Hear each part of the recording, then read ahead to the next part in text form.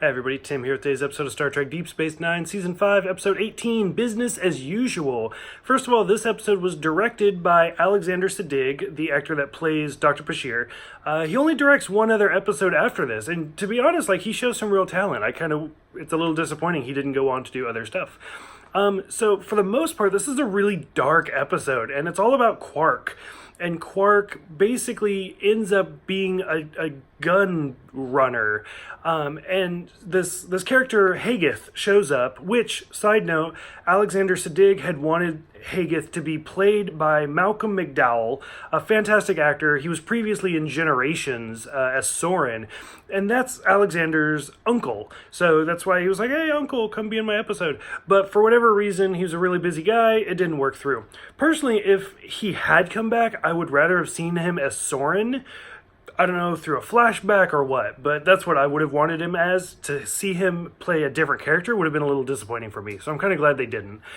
Stephen Burkoff plays Haggith, who was the deputy, or the sheriff, whatever, the cop, in Clockwork Orange, which also had Malcolm McDowell. So it's kind of interesting that he didn't get his uncle, but he got his uncle's co-worker. So that was kind of cool. Now, throughout the episode, Quark's cousin shows up that we've seen before. It's the cousin that sold him the faulty ship in Little Green Men. And basically, Quark is just drowning in debt, and he offers him a way out to be a gun runner, to do all of these terrible things. So he meets Haggith, and Haggith just starts introducing him to other people. The main focus comes around when they start working with another character who wants to kill 28 million people. And they talk about, if you look out in the sky, you see all of these dots of light.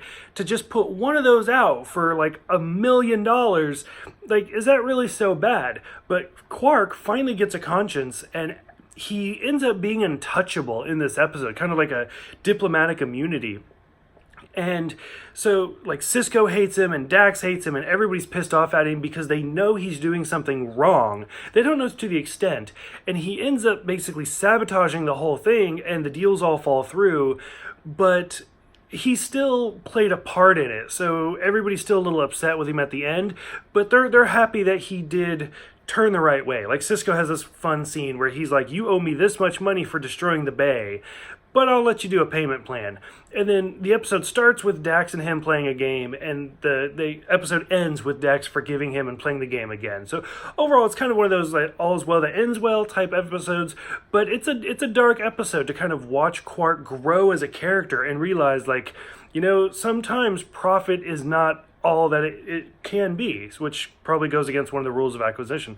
But so for those who have seen this one, what did you think about Alexander Siddig's directing style? What did you think about Quark having a conscience? And what would you think about Malcolm McDowell being in this episode? Go ahead, let me know in the comments below. Thank you guys for everything, and I will see you guys next time for Ties of Blood and Water.